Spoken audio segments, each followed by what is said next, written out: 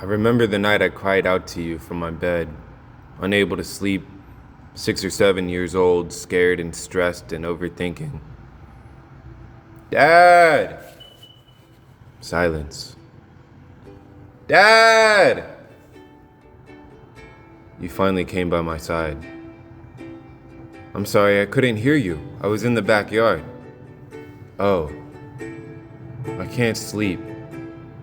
I was thinking about what's gonna happen if you die.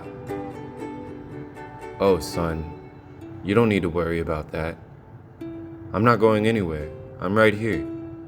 Don't worry. I remember 10 years later assisting the paramedics as we lifted you from the home hospital bed onto the stretcher for transport to hospice, fighting the tears in my eyes knowing this would be the last moment you were ever home. I remember 4 days later when you died. I was newly 16. I had no clue how to feel, how to process any of it. I remember the feeling that rose above any other, though, and that was that you had gotten me to a point where I could handle this profound challenge. I remember thinking if you had died even just a few months earlier, I wouldn't have been able to make it on my own. Every second together mattered. We certainly made the most. We understood how precious life truly is. I remember how hazy the next few weeks were, crying most hours of the day, not having a clue what to do with myself. I remember returning to school for my junior year just a month later, giving a shrug every time I was asked, "How was your summer?"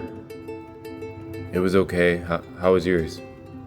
I'd answer, determined to deflect any further questions as the family that was left around me lied to me and manipulated me into believing that I had to keep your death a secret. I remember scraping by the next 2 years, barely graduating as I taught myself to numb, disassociate, and bury my truth. Your truth.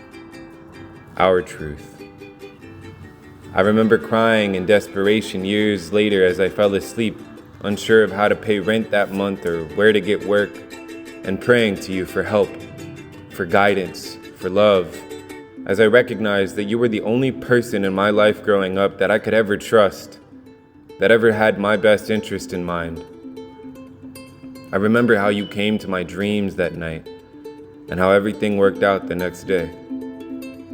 I remember the moment it clicked years later in my mid-20s as I was homeless and alone and hungry and barefoot and lost, that every time my hope had dried up and I completely gave in, I called on you and you answered. You showed up. You put your hand on my shoulder. You moved mountains for me. You revealed to me your active presence in my life.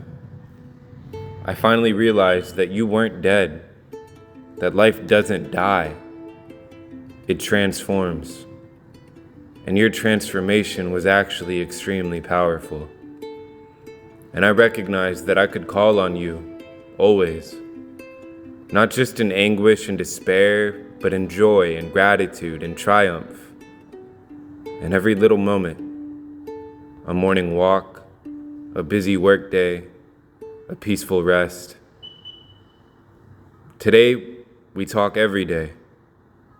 All day. We don't need permission. We don't need to shout out to the world. We don't need a government holiday to be father and son. We have always had each other. I cherish our conversations, Dad.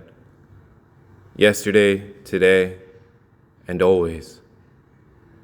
I am eternally grateful for your presence in my life, and I am beyond excited for the day that we reunite. Soon. Thank you for giving your life to save mine. Thank you for being my guiding light. Show me the way. I'm ready now. Love, your beaming sun.